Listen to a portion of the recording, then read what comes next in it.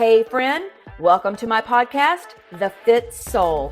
I'm your host, Amy Ramsey.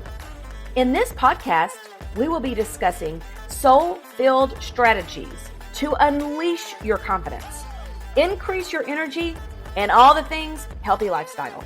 If you're a Christian woman who is ready to reach your God-given potential, walk worthy of your calling with abundant joy and energy, girlfriend, you are in the right spot. I mean, you only have one life to live. You might as well maximize it. Buckle in, and thanks for listening. Welcome back to the podcast. I'm super excited for this episode. We are continuing the conversation that we started last week, and it's a series called Called Out and Called Up.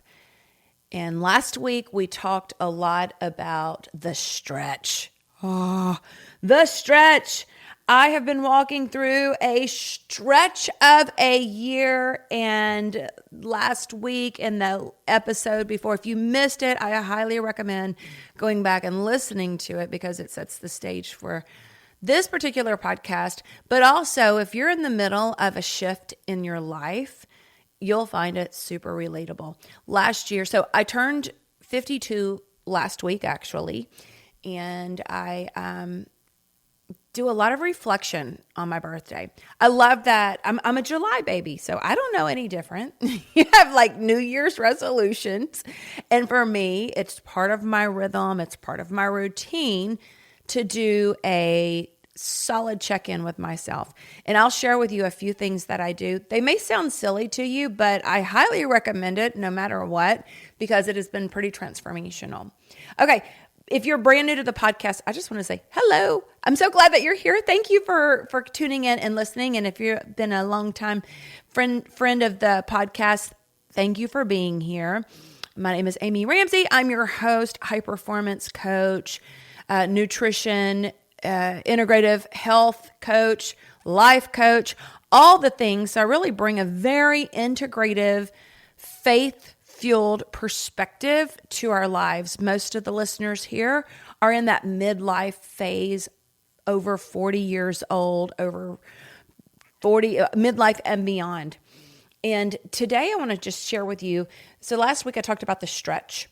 This week I want to talk about the shift. And I shared last week that when I was around 42 years old, that's when I started to really make a decision of where I was not going to stay in my life. And that decision to move forward was it was so hard. And so when I have women come to me and they feel so stuck and they're not living up to their potential and they feel bad about it and they don't know their purpose, I can go back so quickly and relate so quickly. I will never forget how that feels, ever. And when women come to me and they maybe have been through a lot of for whatever reason, a lot of trauma, and they're stuck in cycles of guilt and shame. Oh my gosh. Again, I can relate with that because I was so stuck with that. And at 42, I made the decision that I was not going to stay there. And every step out of that was so hard. So as we talk about this, as I share this with you, I'm going to give you some pointers to take away. But this has been a decade of becoming. Last week I shared on the podcast previous to this one, I shared how hard it was to do the things that I did last year. I did a summit for the first time ever. Oh my gosh. It was just a matter of obedience. It wasn't even a matter of, I think I want to do it. It's like, I know God told me to do it. I just went and did it. And then as I was recording the podcast, it was the very last day of being 51. I had just received in my hand the first copy of the Walkworthy Faith-Fueled High Performance Planner. What? Are you kidding me? Like, that's so incredible. On the last day of that year, it just was this incredible feeling of all of the hard work. Oh, I could cry right now. All of the hard work is starting to pay off. But let me tell you something. It was not in the year 51. No, my friend, it has been in the last decade. And every step of the way has been out of the comfort zone. Every step along the way has been a step of becoming. And I didn't mean to get emotional on there, but I'm so passionate about this because too many people are stuck on the sidelines of their life because of that initial stretch, and it's uncomfortable and it's hard, and that becomes a stop sign to them. And I'm so grateful that that God was with me. I had good mentors in my life. I surrounded myself with really good people that helped to push me through that stretch and to become the person who could do the things that I've done. It did not happen. It didn't happen quickly. And that's what I want to share with you today is this decade of the shift, the decade of becoming. I didn't know who I was. They say you hang around, you become who you hang around. But what if you don't even know who you are, or who you're becoming yet? So let's just talk about what the shift isn't. It isn't just external. It's not just new rules, new roles, new assignments, a new season. No, the shift is much, much deeper, intimate, and more personal than that. The shift is internal. It's identity. It's belief. It's healing in real time. Starting when you're not ready. It's alignment. And all of this, my friend, takes time. One of the things that was really clear to me is that to become her meant that I had to shed old, outdated versions of myself.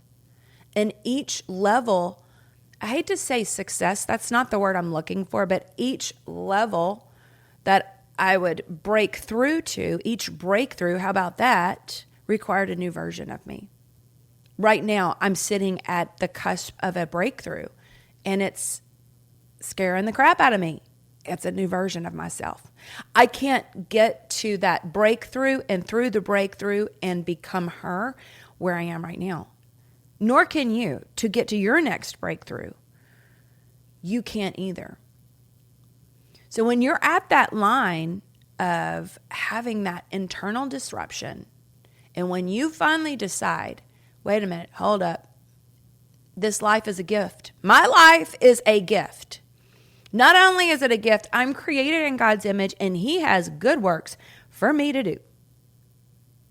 When you get to that point and you get tired of just looking like you got it all together, I mean, listen, I wore that as a poster child and smiled and the whole, oh, I'm fine, girl, how you doing? Here's what we say down here in the South. Now, I don't know where you live, and you'll have to let me know if this is the same. In the South, what we do is say, hi, how are you? Oh, I'm fine. How are y'all? And when we ask, how are you doing? We actually don't mean, tell me how you're doing, how's your heart, all the things. It really just means hello. Basically, that's all it means. But even past that, I never got past that. Oh, yeah, I'm fine. I'm good. And when we finally break through that and we look for being authentic and showing up truly as we are, maybe it's reaching out for help, finding other like-minded people that can listen if you're not doing okay. Hey, help me. I'm struggling here. When I launched this whole Fit Soul, which, by the way, I'm about to go through a massive rebrand.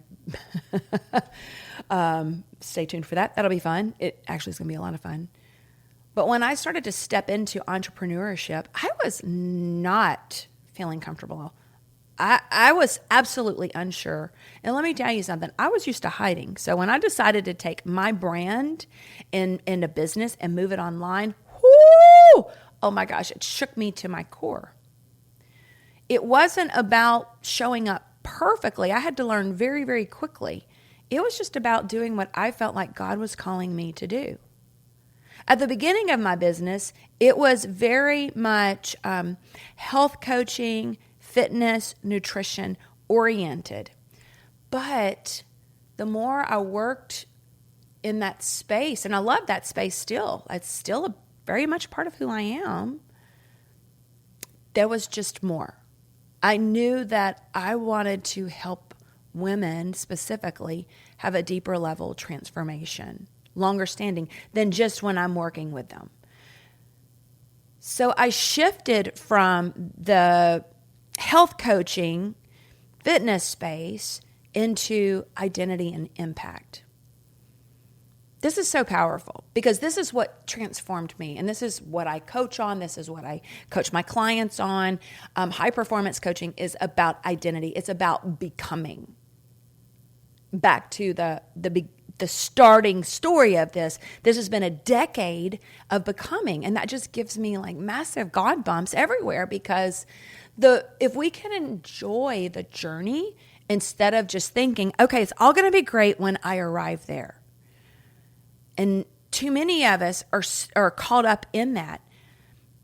And God's like, no, wait. Like, I love you just as you are. And I do want you to continue to grow and evolve and be stronger and more resilient. When I started to make this shift from like the fitness health coaching space into identity and impact, what I started to realize is most women, they didn't need a plan. They don't need just a plan. They needed a framework for becoming. So let me tell you a quick story. It was my birthday last week. I'm not trying to harp on my birthday. I feel like I've said that like 3 or 4 times already in this podcast. I was supposed to go to a conference that I wanted to go to. And when the time came to purchase the ticket and make the reservation and plans and go, I just struggled for whatever reason. And I'm like a conference junkie. I struggled to go. I struggled to like push go and purchase the ticket. I hem-hawed around. In fact, there's a lady in one of my coaching groups who decided to go to the conference because she heard me mention it. For all the reason, I just couldn't do it. I just didn't feel right about it. I had a free place to stay. I was in Charlotte, North Carolina. My girlfriend has an apartment there. She's like, you can stay in my apartment free. I'm like, okay, great.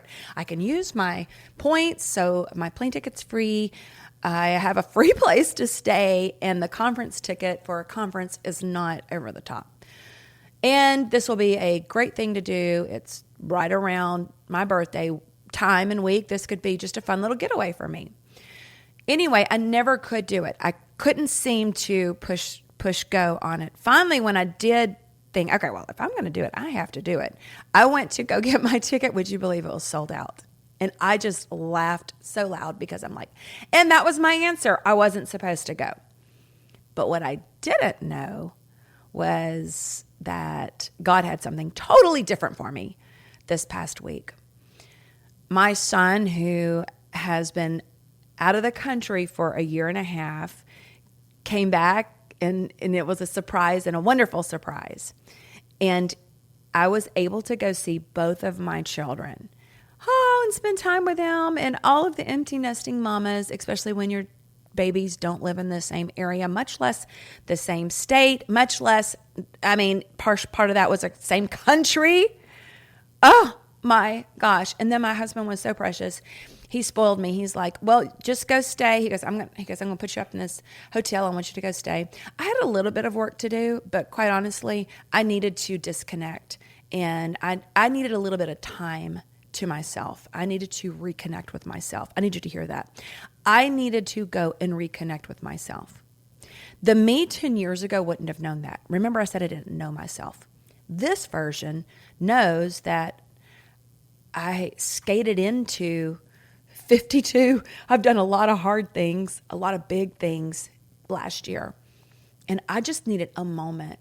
One of the things that I do, I said I was going to share with you a couple of my strategies. My birthday's in July, so I just started doing this 5 years ago, okay? 5 years ago, I take on my birthday a clean sheet of paper, a pretty notebook. I like to start with a brand new notebook because I like to journal. And I go through 52 things I'm thankful for, whatever year it is, I'm thankful for over the last year. I capture the gratitude and the moments that happened over that like last 365 days. Can I tell you that one thing is so powerful? Because we forget all of the little things that happens. But when you take and make that space and you're like, okay, wait, I am going to really sink into this. You remember little bitty things. And it's so fun to go back and look and see what matters most to you. It's never stuff. Let me tell you, it's never stuff. It's usually moments.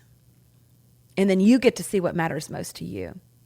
And then I take and I do 52 things that I want moving into this next year. So I just take how old I am, and then I literally, like, I'm such a child at heart, I guess.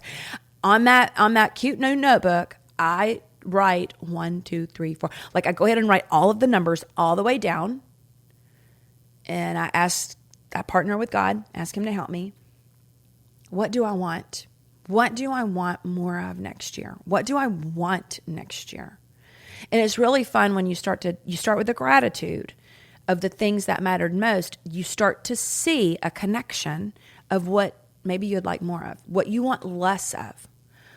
What do you want less of? And it's always so helpful to be reminded of, okay, yeah, these are the things that I need to work a little harder at. My distractions, I can do better. Some of the bad habits I have, I can do better. And I'm just able to identify, what do I want more of? More health, more energy, more moments with my people, more moments with people.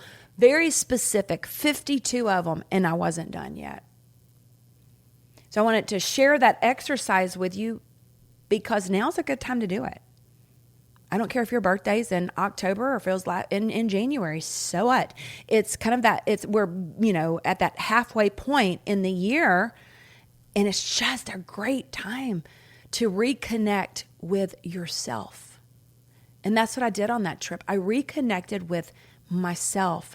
I was able to spend time with my children and connect with them. That's so beautiful. This connection and reconnection is crucial for joy and happiness, things that matter most. I was able to reconnect with my husband. We had the best time. We went hiking. We had friends that came over. They drove down from Utah, Ryan and Christy Belliston, and we did some hiking. We cooked some food in the Airbnb. It was so funny because it was like, oh, wow, okay. It didn't matter. It didn't matter. All that mattered is that we were together. We just kind of laughed because the yard wasn't what you would think it would be, and the location was a little bit different, but it was perfect. It was so perfect. We got to reconnect with friends and disconnect from work, disconnect from technology, disconnect from my phone, and get outside and hike longer than we anticipated. I'm telling you, one day we did almost a 13-mile hike. I had no idea. Didn't eat breakfast, was very much underprepared. Anyway, that's another story. But what I want to share with you is that connection to yourself is so important in this place of the shift and staying true to that. All right, let's move forward. So what's important to do and to recognize here as you continue and move forward is cutting off the things that are no longer fruitful. Saying no to good things that are not God things. maybe even tapering down or even ending relationships that are not healthy for you, or routines that don't reinforce the woman of strength, valor, energy that you are becoming. And making more room for the right alignment to grow. We have to cut off those old things. John 15:2 says, He prunes the branches so that they bear fruit and become even more fruitful. That was my probably poor version. I don't have a Bible right here in front of me, so I'm recording this. But basically, it's a hard process to prune away the things that aren't producing fruit in your life. God doesn't prune dead things. He prunes what's fruitful so it can multiply. But let me ask you this. What in your life needs to be pruned away? What in your life are you sure of? If you're just maybe looking over your habits and you're like, you know what? If I actually really addressed this one habit right here, I know. Pruning that is going to make me more fruitful. Or I know that if I practice this one thing, this is absolutely going to be like a domino effect in my life and to move forward.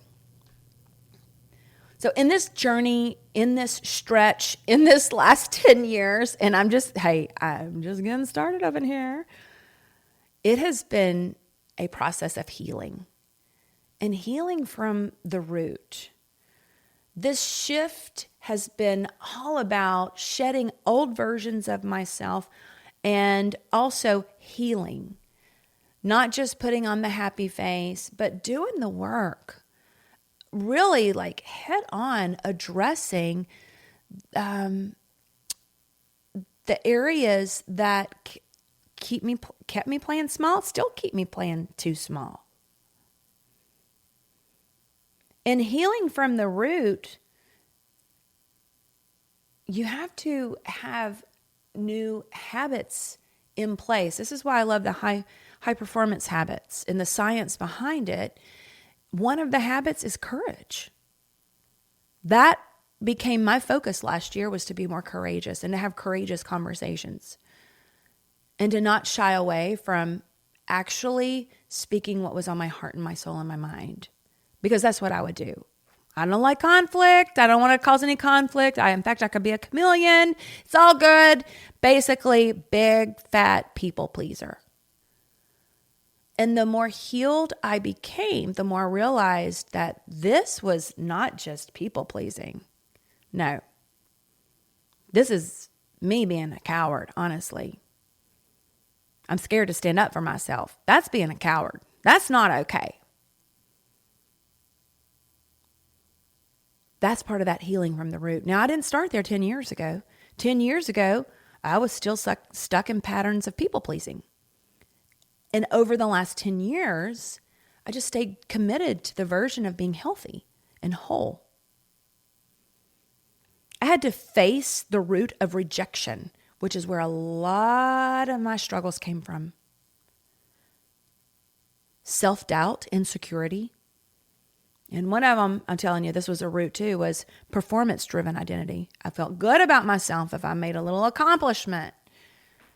I felt that, then I would feel good about myself. And I had to learn the hard way, but I learned, it was a very hard lesson, was that my worthiness cannot be earned. I don't have to perform or prove for it. God sees me and has deemed me his own, and there's nothing I can do to prove this. Now, I don't have that performance-driven identity, but I have a real passion to move forward. Healing from the root, that beginning work, you have to think new thoughts and create new patterns and learn to generate different emotions. And this is a process. I'm going to be sharing some cool new things with you guys in the upcoming, we don't have time to break it down today, but the truth loop and the stuck cycle. I want to give you some resources that I just wrote and came up with, and they're powerful, and it really helps to identify where you're staying stuck. When I started to learn that I actually was not only can I choose my thoughts, but I'm actually responsible for my thoughts. What? I didn't understand that. I didn't know that. I mean, you don't know what you don't know. And then that I can generate the emotions that I want to have, and that in this becoming, I can really, my focus as a believer is to become more like Jesus Christ, my Lord and Savior, and to have the mind of Christ. Paul says to think on these things, whatever's true, noble, right, pure, lovely, admirable, excellent, praiseworthy. Think on these things. How can I train my mind to focus on that? This was a process, and yours is too. No matter if you're already on your journey or you're just starting, or maybe you're like crushing it. You're like, yeah, girl, yeah. Same. Awesome. There's always room for improvement for all of us. So the last thing that I wanted to share is becoming her. In this shift, it's a process of becoming the woman that leads with truth, with courage, with spiritual grit, the woman who can do the things that God's calling her to do and follow through with obedience. The one who's not afraid of the stretch. Why? Because she's anchored in who God says she is. And her yes is on the table. So let me just wrap up with, you may not be where you want to be yet, but are you willing to become the kind of woman that will follow through and obey God and do what God's calling you to do? Oftentimes, before God gives us the next assignment, He calls us to become the kind of person that can handle it. And we get to do that by becoming her. So thank you for listening. Thank you for being here. Thank you for wanting more in your own life. And I pray that maybe just a little bit of my story, especially this over the last decade, will inspire you to keep going, keep moving forward. As we're wrapping up, I want to just let you know, just in case you don't know, I coach women on these very biblical principles, along with the science of high performance, with decades worth of coaching experience. And this is what I am called to do. And I absolutely love it. I have a walk-worthy mentorship and a group of women that are doing the things, they're moving forward. There is community, like true community in there. It's a beautiful thing. And I would love to invite, if you're looking for maybe some structure, some support to help you get to the next level, and you want it biblically based and you want to move forward, I want to invite you to take a look at that. You can reach out to me. You can go to the show notes. It's at walkworthy.thefitsoul.com. Then I also do one-on-one coaching as well. And I would love to support you in any way that I can. I want you to know that I'm cheering you on. I thank you for being here. I honor you for being here. Thank you so much. Would you do me a huge favor? Would you share this? If you found value, share it with somebody else. And number 2, would you download it and leave a review? Actually, that's number 2 and 3. That was two more things. Downloads matter in the podcast world. It just is what it is. Your reviews help to push this out to more people. Isn't that crazy? Who knew, right? Anyhow, I love you. Come back next week and we're going to finish up this series called Out and Called Up. I love you so much. All right, my friend. Bye-bye. Girlfriend, thank you so much for listening to the podcast. I'm so honored you come back every week and that you share the Fit Soul podcast with your friends and family. Every time you share my podcast on Instagram or Facebook, I do a little happy dance. Make sure you subscribe to the Fit Soul podcast, where you'll never miss an episode. You can go to Podcast, Apple, Stitcher, and Spotify and subscribe so you'll never miss an episode release. And just know, I truly love bringing you excellent content and great guests to provide you motivation and faith inspiration to help you walk worthy. And one of the ways you can help me is to go and leave the Fit Soul podcast a review. If you have just a moment, would you please go over and leave a review for the Fit Soul podcast? Thank you again. I love you. And here is your reminder. You are worthy. Until next time. Bye-bye.